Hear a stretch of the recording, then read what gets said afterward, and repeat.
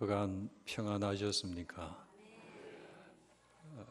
저는 가까운 성광교회에서 담임 목회를 하다가 2016년도 연말로 은퇴를 하고 조기 은퇴입니다. 은퇴를 하고 지금은 파동에서 잘 먹고 잘 쉬고 운동하고 그렇게 기도 생활하고 있습니다. 이렇게 제가 늘 마음에 있고 또 우리 장로님들도 제가 존경하는 장로님들 많으시고요.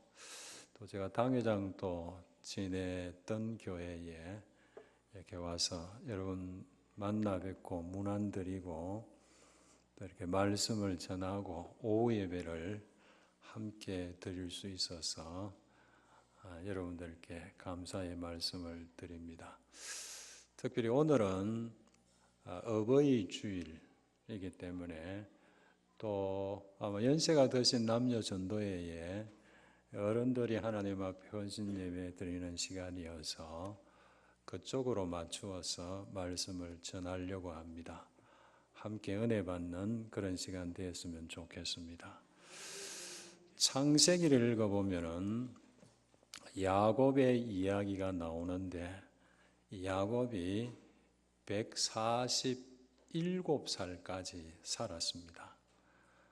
야곱은 누구보다도 사연 많고 우여곡절 많은 삶을 살았는데 이 야곱의 행적이 창세기 27장에서 창세기 맨 마지막 50장까지 무려 23장에 걸쳐서 야곱의 생애가 길게 쭉 기록되어져 있는데 그만큼 야곱의 생애는 할 만도 많고 쓸 것도 많은 그런 생애를 살았던 사람입니다. 여러분 야곱의 이야기는 여러분 너무 잘 아시겠습니다만은 젊은 시절의 야곱은 고집도 셌고 집념도 강한 그런 사람이었습니다. 심지어 자신이 동생이라는 사실도 용납하기가 싫어서 사실은 형 에서와 쌍둥이였으니까 아차하는 순간에 맞이가 아니고 동생으로 태어나게 되는데 그렇게 한순간에 되어지는 동생이 한순간에 동생이 되고 말았지만은 그걸 어쩔 겁니까? 어떻게 할 도리가 없는 건데 그렇게 동생으로 태어났는데 그런데도 야곱은 그런 사실을 싫어했습니다. 그 당시의 법이 형은 가문의 이름하고 아버지의 재산을 대부분 다 가지게 되고 그러나 동생은 돌아오는 것이 형에 비해서 형편없었기 때문에 야곱은 그런 점을 무엇보다도 억울해했고 그래서 장자의 몫에 눈독을 들였고 결국 기회가 오자 야곱은 그 기회를 놓치지 않았습니다. 형 에서가 사냥하고 돌아와서 몹시 피곤해하고 시장해하자 계획적으로 그런 형 에서에게 접근을 해서 결국 팥죽 한 그릇 주고서 형의 장자 명분을 이 야곱이 가로채 버립니다. 그런 걸 보면은 야곱은 어릴 때부터 얼마나 무서운 집념의 사람이었는지를 잘 알 수가 있습니다. 좋은 예가 또 하나 있습니다. 야곱이 외삼촌의 작은 딸 라헬을 마음에 두고 사랑했습니다. 그렇다는 사실을 외삼촌이 알고서 7년 머슴살이를 요구합니다. 그래서 야곱은 7년을 하루같이 머슴살이를 했습니다. 그런데 나중에 알고 보니까 삼촌은 큰딸 레아를 주고 작은 딸 라헬을 그러니까 야곱이 마음에 두고 7년 동안이나 머슴살이 했던 그 라헬을 주지 않았습니다.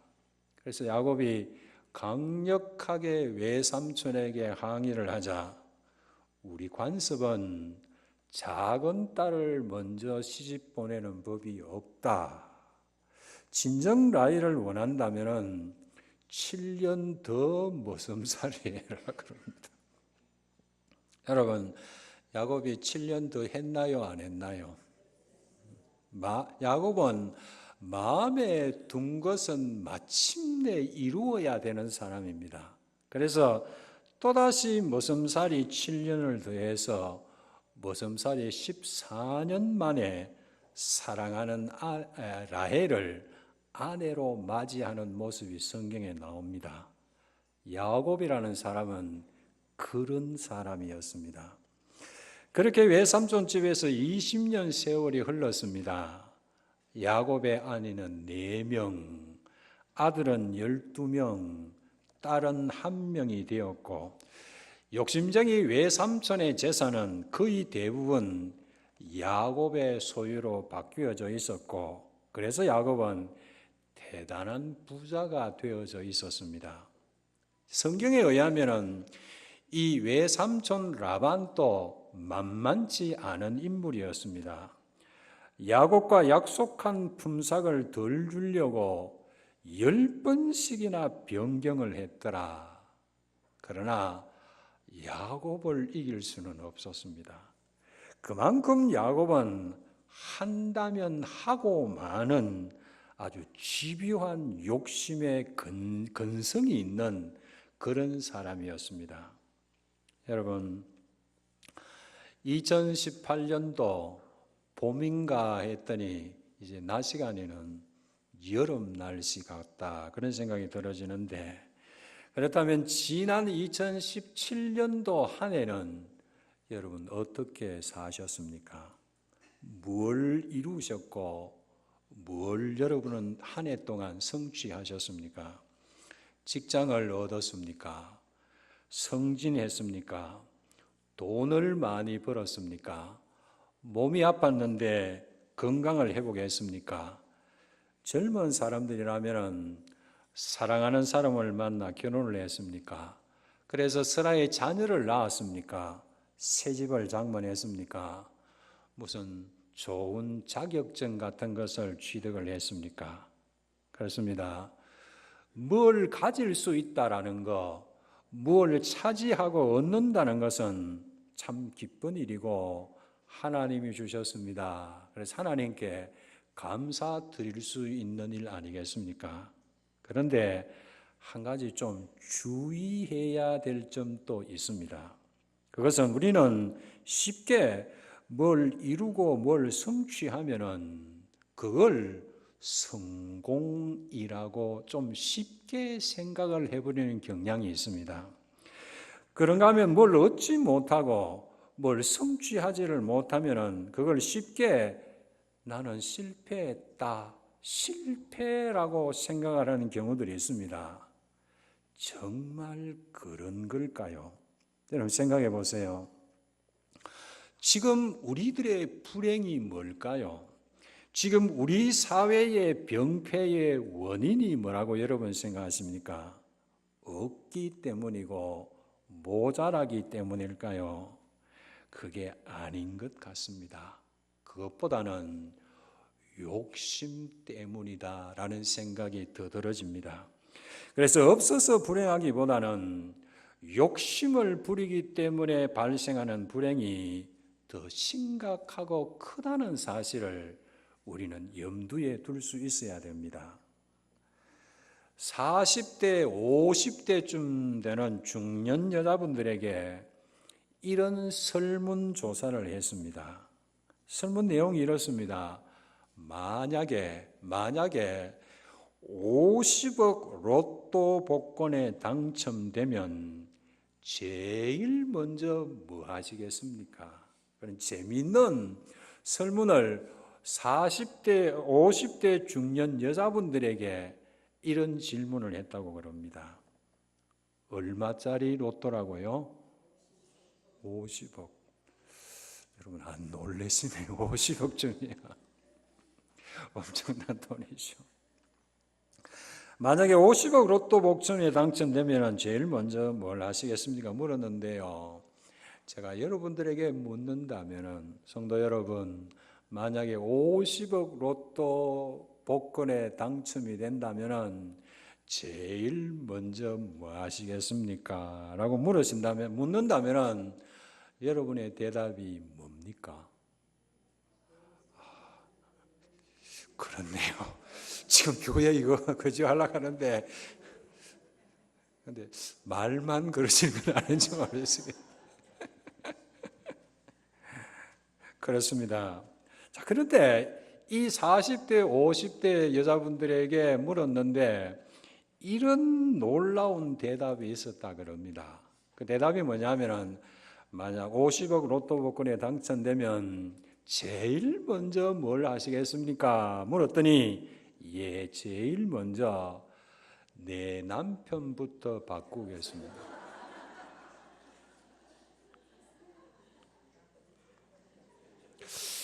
여러분 웃으시는데 저도 처음에는 웃었는데 가만히 생각하니까 의미 있다. 결국 50억 돈이 생기면 많은 일을 가능케 만들잖아요.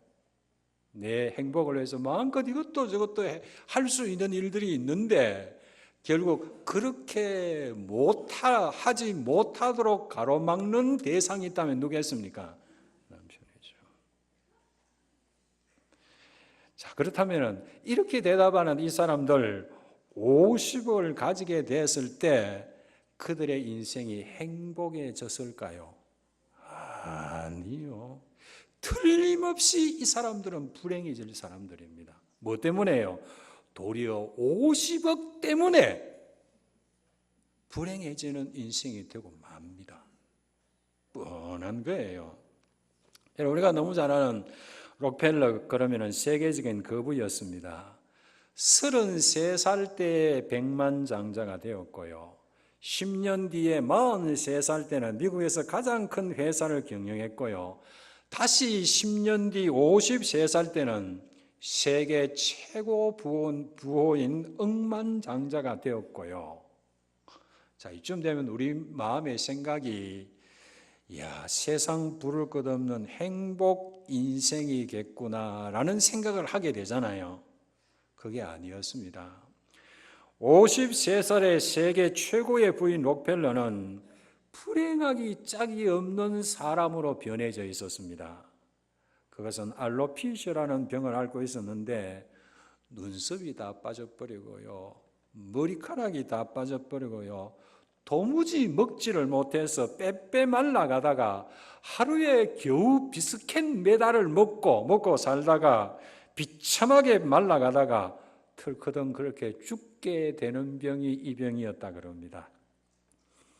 억만장자 세계 최대의 부호가 하루 종일 비스켓 몇 개를 먹고 살아야 되었다니, 여러분, 그 많은 돈이 그에게 사실상 무슨 소용이 있고 의미가 있었겠습니까? 드디어 의사가 준비하세요, 1년을 못 넘길 것 같습니다, 진단을 내렸습니다. 너무 허무하지요. 자기가 자신을 생각해도 너무 불쌍합니다. 돈이 없나요? 너무 불쌍합니다. 잠을 못 이룹니다. 그런 어느 밤에 록펠러가 갑자기 침대에서 벌떡 일어나더니 이렇게 소리칩니다. 돈이 아니야. 돈은 아무것도 아니야. 하나님이야. 하나님만이 나의 모든 것의 모든 것이야. 그리고 하나님께 무릎을 꿇고 눈물을 흘리며 기도를 했습니다.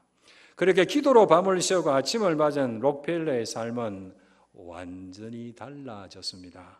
지금까지의 형식적인 신앙생활을 청산하고 진실한 신앙인의 삶을 시작을 했고, 그리고 제일 먼저 교회를 지어 하나님께 봉헌했습니다. 그 교회가 뉴욕에 있는 리버사이드 처치였습니다.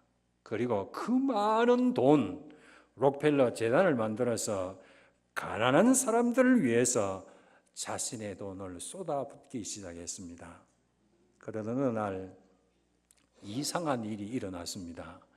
그렇게 진실한 신앙인으로 새 삶을 시작하자. 그렇게 하나님이 기뻐하시는 일에 전념하면서 살자. 이상하게도 목구멍으로 밥알이 넘어가기 시작하는 겁니다. 이상하게도 한숨을 밤에 잠을 못 잤는데 자기도 모르게 꾸벅꾸벅 졸기 시작하더니 쓰러져 잠이 듭니다.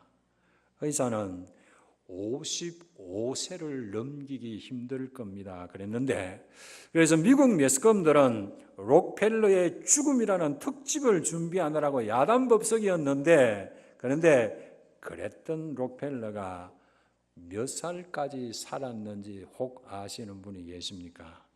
자그만치요, 98세까지 살았다 그럽니다. 여러분, 야곱은 정말 집요하게 수단 발응 방법 가리지 않고 아버지 속이고 형에게 사기치고 외삼촌에게 고통을 안겨주면서까지 결국 야곱은 재산을 가로채고 부자가 됐습니다. 자, 그러나 막상 부자가 되고 보니까, 부자가 되어서 살아보니까, 부자가 되어서 인생을 살아가면서 하나둘 알기 시작하니까, 그래서 뒤돌아보니까 그건 야곱 인생에 별 도움이 되지 않았습니다.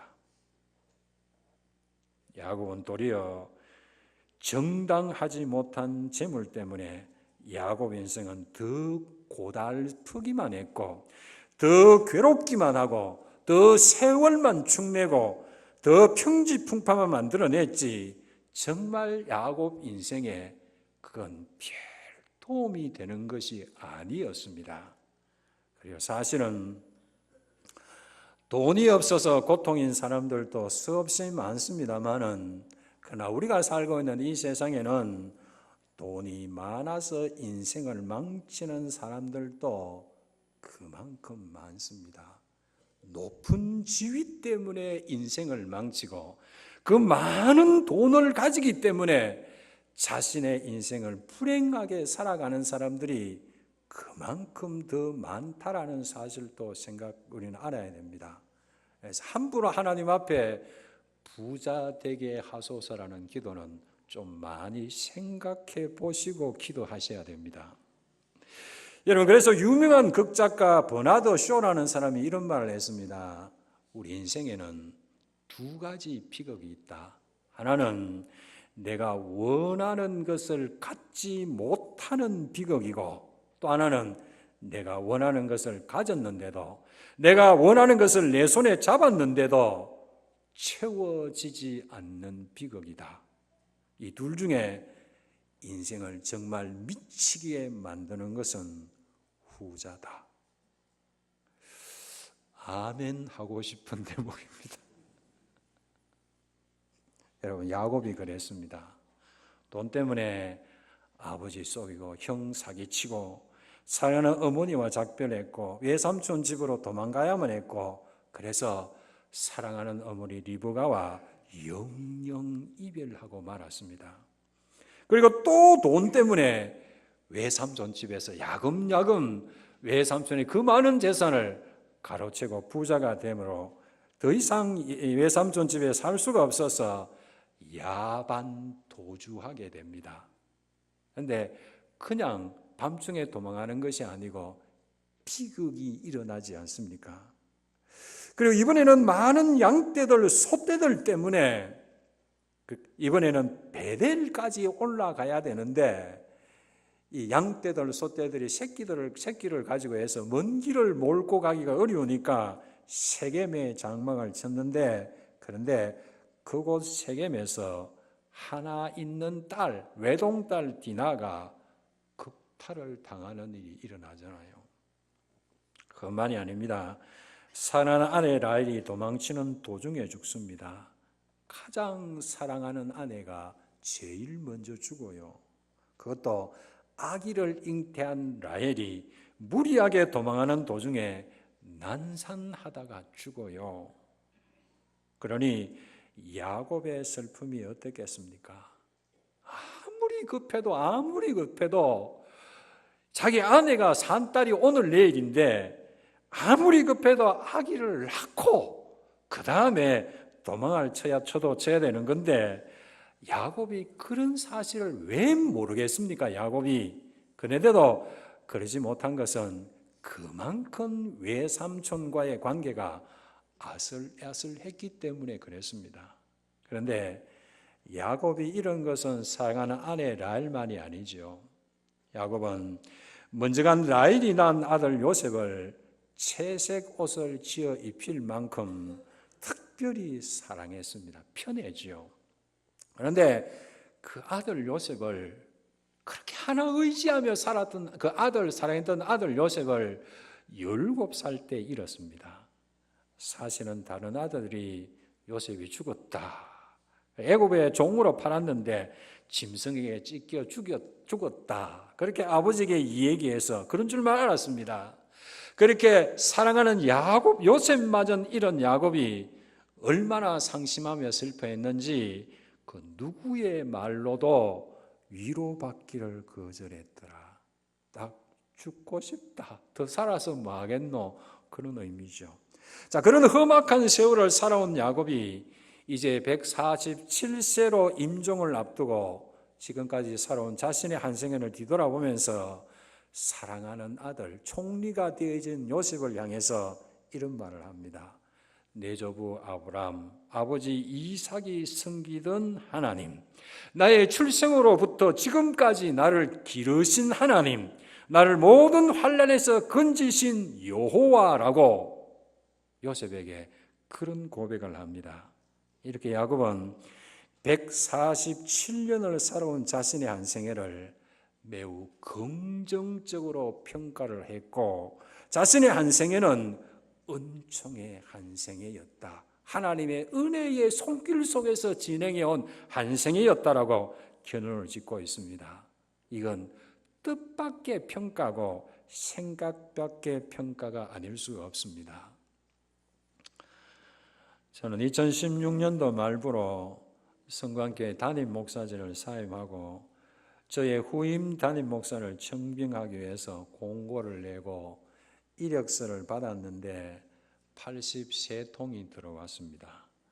청빙위원회에서 서류심사로 83통 중에서 반은 이제 제껴놓고 나머지 절반의 서류를 제가 받아서 꼼꼼히 살펴봤습니다. 학력, 이력, 요즘 말로 스펙이 장난이 아니었습니다. 공부도 많이 했고요, 좋은 대학을 나왔고요, 외국에 가서 유학을 해서 학위도 받았고요, 유명하고 큰 교회에서 경력도 쌓았고요. 그렇게 꼼꼼히 서류를 살펴보다가 불쑥 엉뚱하게도 제가 이런 생각을 했습니다. 여기에 다시 내 이력서를 제출한다면 이번에도 내가 다시 성광교회 담임 목사가 될 수 있을까? 엉뚱하게도 그런 생각이 불쑥 들게 된 겁니다. 아닌 것 같았고요. 아예 1차 서류심사 물릴 때에 거기에 제 이력서도 함께 있었을 것 같았어요. 그렇다면 그런 내가 어떻게 성광교회 담임 목사로 22년을 섬길 수 있었을까? 그랬던 내가, 그래서 지난날을 생각해 봤습니다. 그건요, 저는 이력서를 제출하지 않았어요. 담임 목사로 갈 때요. 저는 선설교도 안 했어요. 왜냐하면요, 그건 제가 성광교회 부목사로 3년을 섬겼거든요. 3년의 장로님들도 저 알고 교인들도 알고 하니까, 그래서 그냥 담임 목사로 오라 그래서 가서 이제 섬겼던 거예요.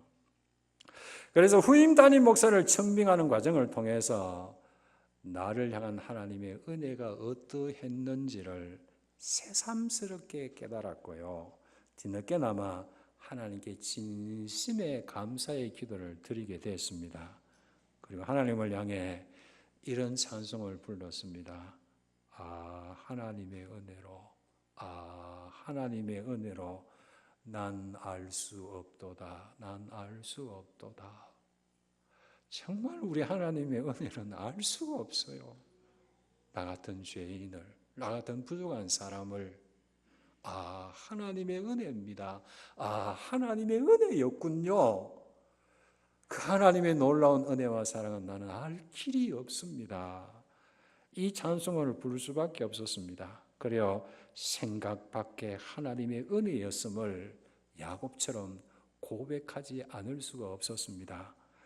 여러분, 그런데 이건 야곱만의 이야기도 아니고요, 이 목사만의 이야기도 아니고요, 여러분도 여러분의 한 생애를 하나님 앞에서 겸손하게 뒤돌아보면서 평가하면요, 하나님이 주신 생각 밖의 은혜 때문에 여러분도 제가 불렀던 찬송을 부를 수밖에 없다고요. 하나님의 은혜로, 하나님의 은혜였습니다. 내가 지금까지 살아온 것 다 하나님의 은혜였습니다. 순간순간 살아올 때 만났던 고비도 있었고 역경도 있었고 어떤 데 절망의 때가 있었지만은 살아놓고 오늘 이 시점에서 돌아보니까 기막힌 하나님의 은혜의 역사였습니다. 난 알 수 없는 하나님의 은혜의 역사였습니다. 감사의 평가, 찬송의 평가를 할 수밖에 없다는 사실을 믿으시기를 바랍니다. 어떤 여행가가 이곳저곳 다니면서 아름다운 풍경, 인상적인 장면들을 사진으로 찍었답니다. 그리고 어느 날 수평선 너머로 떠오르는 태양이 너무도 장관이어서 짝각 찍었습니다. 그리고 다시 어느 날 이번엔 지평선 너머로 저무는 저녁놀이 너무도 붉고 황홀하고 인상적이어서 이번에도 짝각 찍었습니다. 그렇게 이 사진작가가 여행을 마치고 여러 날 후에 집에 돌아와서 사진을 현상했습니다. 그런데 문제가 생겼습니다. 그것은 어떤 사진이 일출이고 어떤 사진이 일몰인지 구별이 되지 않았던 겁니다. 그래서 한참 동안 궁리를 하며 사진을 살펴보다가 이 여행가가 한 가지 중요한 사실을 깨닫게 되었다 그럽니다. 그렇구나. 태양이 떠오르는 아침만 아름다운 것이 아니구나. 태양이 저무는 저녁도 그만큼 아름다운 것이구나. 그걸 깨달았다고 합니다. 여러분, 저도 이제 60 중반입니다만은 젊은이들의 삶을 지금 쳐다보면 부럽기도 해요. 저는 그래도 건강하고 잘생기고, 우리 여성도님들은 그런 생각이 더 많이 들잖아요. 그런데요, 그럴 것 없습니다. 젊은이들만 아름답고 예쁘고 행복한 게 아니고요, 노년의 삶도 그만큼 아름다운 겁니다. 어디에서 차이가 나게 되느냐? 지금보다 하나님을 조금 더 사랑해 보세요. 여러분의 인생은 그만큼 더 황홀해지고요, 깊어지고요, 행복해지고요, 만사가 다 하나님 앞에 드리는 감사의 찬송이 되어지고요. 사랑하지 않기 때문입니다. 하나님을 얼마나 사랑하느냐에 비례해서 내 인생이 달라진다는 사실을 아셔야 됩니다. 한 걸음만 더 하나님께로 가까이 다가가 보세요. 여러분, 나이 한 살 한 살 먹어서 노인이 되어지고 하나님 나라에 가깝다는 것이 기막힌 하나님의 은총의 역사라는 사실 앞에 감탄할 수밖에 없는 겁니다. 여러분, 그렇습니다. 청춘만 아름다운 것이 아니고요, 인생의 노년도 아름답습니다. 그래서 오늘 본문에 하나님께서 이렇게 말씀합니다. 백발은 영화의 면류관이라. 여러분, 이 말을 젊은 사람들이 알까요? 이 영화라는 말을 알까요? 젊은 사람들이 들으면 목사님 압니다 그럴지 모르지만 그래도 그렇게 대답해도 난 잘 모를 걸 그런 생각이 들어서요. 여러분, 생각해 보세요. 젊은이들이 죽음을 생각하며 살까요? 죽음을 생각하지 않고 사는 삶에 깊이라는 것이 생길까요? 인생을 제대로 이해할 수 있을까요? 만약에 그렇다면 반쪽 인생이다. 나는 젊은 시대를 살아봤다. 너는 늙은 시절을 살아봤나? 여러분 그렇습니다. 반쪽 인생에 불과할 뿐이다. 제 경험을 놓고요. 지금 생각하면 그래요. 그 젊은 나이에 목사라도 강단에 서서 인생은 이러면서 설교를 했는데 수도 없이 많을 건데 내가 그래 뭘 그렇게 알았을까? 그런 생각이 들어지기도 해요. 여러분 그러죠. 사실은 청춘보다 노년에 더 기막힌 기쁨과 감동이 있어요. 사실은 예수 믿는 우리들에게는 말입니다. 그렇게 다가오게 됩니다. 왜냐하면요, 주님 만날 날이 가깝잖아요. 우리가 신앙생활하는 대단원적인 목적이 어디 있어요? 주님 만나는 거 아니에요. 근데 성도들 가정이나 성도들이 세상 살아가는 삶을 보면요, 막 이 땅에서 천년만년 살라고 대드는 것 같아요. 그건 믿음이 없는 거예요. 믿음 없는 거예요. 사실은요, 어느 집에 신방척 가보면요, 신앙이 좋은지, 천당 가려고 가는지 안 가려고, 영 안 가려고 하는지, 해놓고 사는 거 보면 알아요. 정말 예수님 재림하시는 것도 안 좋아하는 것 같아요, 보면. 그래요. 주님 만날 날이 가깝고요. 영원한 영광의 본향이 이제 연세가 들면 바로 내 눈앞에 아른아른거리잖아요, 이제는요. 어제 우리 권사님 한 분이 90세인데 돌아가셨어요. 이제 오래간만에 제가 가서 이제 발인 예배, 하관 예배를 드리고, 입관 예배를, 미안합니다. 입관 예배를 드리고, 이제 나오면서 연세 드신 우리 권사님들을 만나봤더니, 목사님, 다음은 내 차례인 것 같아요. 그래가 택도 없습니다. 지금 돌아가신 분이 90세인데, 이제 85인가 5년이 남았어요. 5년 걱정하지 마세요. 그랬는데요. 정말 그렇습니다. 연세가 드시면은 눈앞에 하나님의 나라가 아른아른거리고요. 여러분 이제서 천국 소망에 관한 찬송을 부르면은 달콤하잖아요. 그렇죠? 그래요. 여러분 그래서 진실한 찬양과 영원한 감사의 주제가 뭡니까? 하나님 사랑이고요. 하나님 나라예요. 그게 찬송의 영원한 감사의 주제예요. 그게요. 그렇다면 청춘보다 노년에 더 벅찬 감동이 있는 것이 맞지 않습니까? 여러분, 아기가 세상에 태어나는 것, 저는 아직 손자가 없어요. 그래서 인석들 도대체 뭐 하는지 모르겠어요. 모시면만 들인데. 근데 저는 교회 생활할 때보다 아이들이 그렇게 좋아요. 그래서요, 저를 좋아하는 팬들이, 교회 팬들이 유치부 애들이었어요. 예배 마쳐 내려와서 교인들 나갈 때 인사하고 서가 있으면요, 애들이 유치부 또 저거 좋아하는 거는 알더라고요. 애들이 저한테 막 쫓겨오고, 그럼 이제 안아주면 또 엄마들은 또 목사님이 이래 안아주면 좋아하더라고요. 아기가 세상에 태어나는 건 참 아름답고 신비롭고요. 아기들 얼마나 귀여워요. 여러분, 그러나 내 생명, 하나님의 부름을 받고 하나님으로 떠나는 것은요, 비교할 수 없는 은혜요, 찬송이요, 영광임을 믿으시기를 바랍니다. 그게 훨씬 더 영광스럽고 복되고 아름다운 거예요. 이제 살판 난 거 아닙니까? 살아야 살판 나는 게 아니고 죽어야 우리는 살판 나는 거예요. 안 그래요?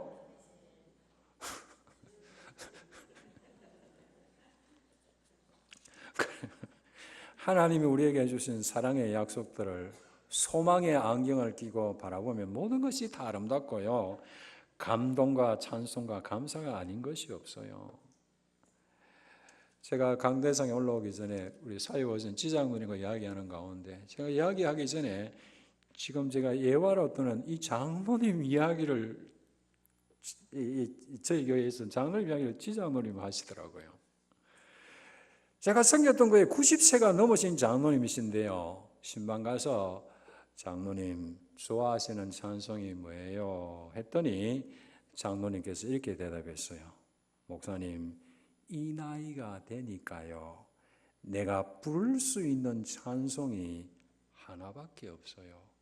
찬송가 이 책 속에 60몇 곡, 건 700곡의 찬송이 있는데 목사님, 이 나이가 되니까 내가 부를 수 있는 찬송이 하나밖에 없어요. 그러시더라고요. 그래 궁금해서 그 찬송이 뭔데요? 했더니 이 장로님이 하나밖에 부를 수밖에 없는 찬송이 있다. 그 찬송이 뭐냐면은 이 몸의 소망 무언가, 이 몸의 소망 무언가. 이제 내가 80이 되고 90이 됐는데 이 나이가 된 이 나에게 이 몸의 소망이 무언가? 우리 주 예수뿐일세. 우리 주 예수 밖에는 믿으리 아주 없도다. 나도 나를 못 믿고요, 나도 내 자식도 못 믿겠고요, 남편과 아내가 되어 살아가지만은 섭섭하고 그럴 경우들이 얼마나 많아요. 남이기 때문에 그래요. 그러나 믿고 의지하고 소망을 둘 곳은 하나님뿐이다. 이 몸의 소망 무언가? 우리 주 예수뿐일세. 우리 주 예수밖에는 믿으리 아주 없도다. 주 나의 반석이 있으니 그 위에 내가 서리라, 그 위에 내가 서리라. 이 장로님께서 지난 5월 2일 수요일 향년 우리 나이로 92세 일기로 하나님 나라로 가셨어요. 그래서 그 장례식장에서 이 얘기하면서 이 찬송을 불렀어요. 여러분, 세월 참 빠르죠. 왜 이렇게 세월이 빠를까요? 어디를 향해서 이 세월이 이렇게 손살같이 달려갈까요? 여러분 아세요? 세월이 왜 이렇게 빠른지, 어디를 향해서 세월이 이렇게도 빠르게 흘러가고 있는지 아세요? 제가 어느 날 하나님께 여쭤봤습니다. 하나님, 왜 이렇게 빨라요? 왜 이렇게 빨라요? 어딜 향해 이렇게 빨리 흘러가나요? 하나님께서 깨닫게 해주셨습니다. 그건요, 예수님의 재림이었습니다. 이 목사, 세월은, 역사는 예수의 재림에 맞추어져 있다 믿으시기를 축원합니다. 예수님이 재림 오시는 그날 인간의 역사, 시간은 올 스톱입니다. 영원히 시작이 됩니다. 하나님이 친히 다스리시는 하나님의 나라가 시작이 됩니다. 그렇습니다. 우리 주님 재림하시는 바로 그 순간을 향해서 세월은 그렇게도 빨리 달려가고 있음을 하나님께서 깨닫게 해주셨어요. 어느 날 목가를 걸었습니다. 앞에 서너 분의 어른들이, 연세 드신 어른들이 걷고 있어서 제가 앞서가기 위해서 스쳐 지나가는데 이 어른들이 노래를 부르고 계셨어요. 시계는 고장 났는데 인생은 왜 고장도 안 나노? 뭐 이런 가사 스쳐 지나가면서 들었는데 이런 가사인 것 같았어요. 그래서 제가 속으로 걸어가면서 얼마나 웃었는지요. 그리고 집에 와서 궁금해서 무슨 노래일까? 무슨 가사일까? 누가 부른 노래일까? 찾아봤더니 나훈아 노래였고요. 제목은 고장난 벽시계였고요. 가사 내용은 고장난 벽시계는 멈춰섰는데 저 세월은 왜 고장도 안 나노? 뭐 그런. 여러분, 우리는 참 행복한 사람입니다. 저들은 세월은 왜 고장도 안 나노? 그래야 나이를 안 먹고 안 늙을 건데 흘러가는 세월을 탄식하며 살지만 우리는 조금 전에 우리 찬양대에서 찬송을 부른 것처럼 괴로움과 죄가 있는 곳, 괴로움과 죄가 있으니까 너무도 고단한 인생 아닙니까? 괴로움과 죄가 있는 곳, 나 비록 여기 살아도, 예수를 믿는 사람이든 믿지 않은 사람들 다 육신을 갖기 때문에 고단한 이 어려움 많은 세상 속에 나 비록 여기 살아도 빛나고 높은 저것을 날마다 바라보며 삽니다. 저 높은 곳을 향하여 날마다 나아갑니다. 우리도 비록 괴로움과 죄가 판치는 세상에 살지만 그러나 우리는 영광의 그날을 바라보며 소망의 찬송을 부르며 살고, 우리는 사모하는 것이 있고요, 우리는 바라볼 것이 있고요. 우리는 기다리는 것이 있고요. 나아갈 곳이 있는 소망의 사람들이기 때문에 우리는 참 행복한 사람이다. 그래서 노년의 삶은 지극히 아름다운 것이다. 그런 말씀입니다. 세월이 쏜살같이 날아간다는 것은 그만큼 내 아버지 집이 가깝고요. 내 육신의 나이가 1살 더한다는 것은 그만큼 주님 만날 날이 가까워지고요. 세상이 이만큼이나 더 험하고 더 캄캄해졌다는 것은 성경의 바울의 고백처럼 밤이 깊었기 때문에 무엇이 가깝다고요? 새벽이 가깝다.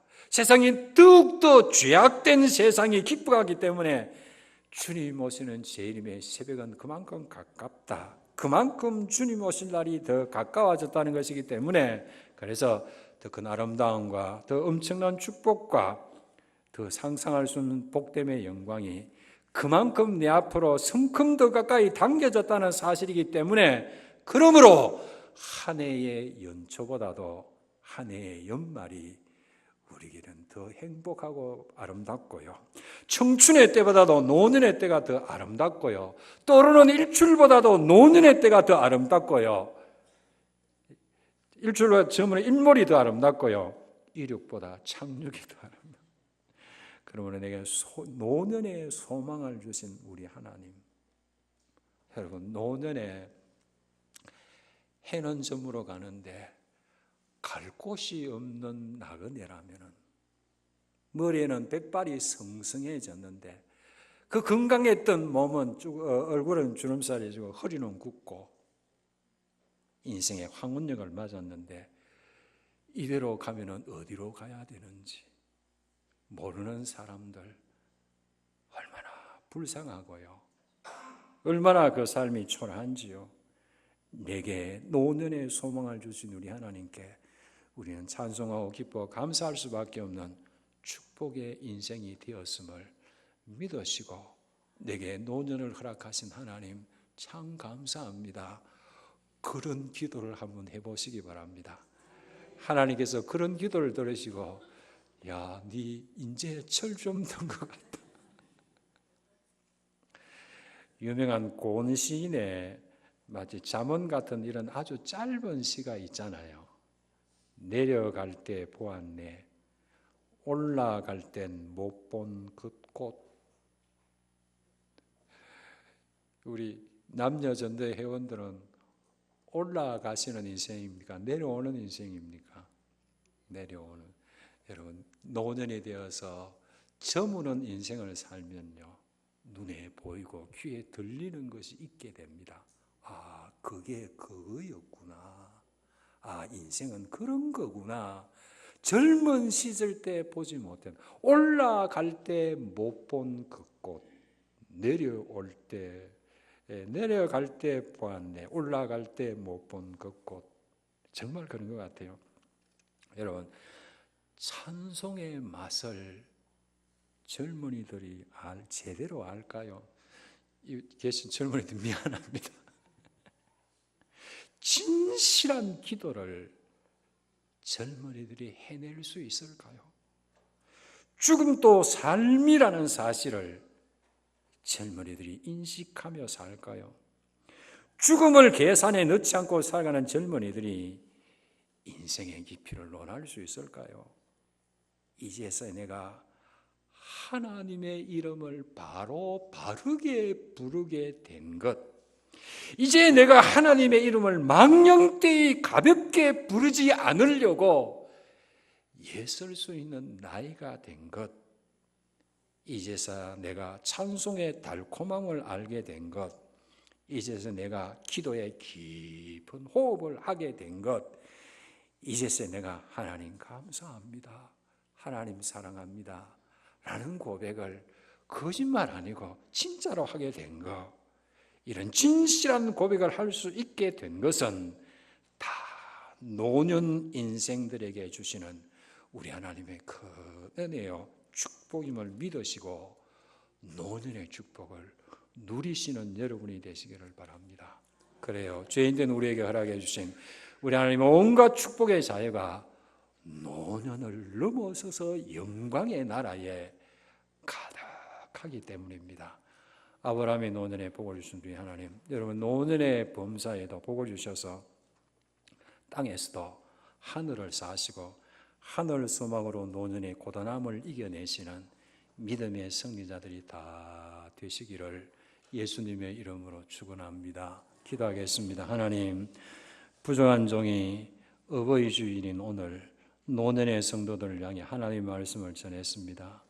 몸을 입고 이 땅에 오신 주님, 그래서 노년의 삶의 고단함을 잘 아시는 주님, 오직 소망은 주께만 있사오니 노년의 성도들이 주의 이름을 부르며 기도할 때마다, 주의 이름을 부르며 찬송할 때마다, 하나님의 집에 모여 예배드릴 때마다 하늘 소망으로 그 마음을 가득하게 채워주시고, 노년의 성도들이 주의 이름을 부를 때마다 하늘 문을 열어 그곳이 베델이 되게 해 주시옵소서.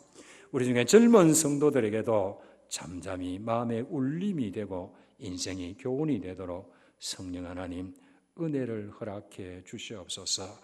하나님, 우리 담임 목사님을 진리의 더 깊은 세계로 인도해 주셔서 하나님의 오른손에 붙들어 귀하게 목양하는 목회자가 되게 하시고, 남은 교회 모든 성도들을 하나님 때문에 행복한 사람들이 되게 하시고, 남은 교회 때문에 자랑스럽게 살아가는 믿음의 성도들이 되도록 은혜 입혀 주시옵소서. 예수님의 이름으로 기도하옵나이다. 아멘.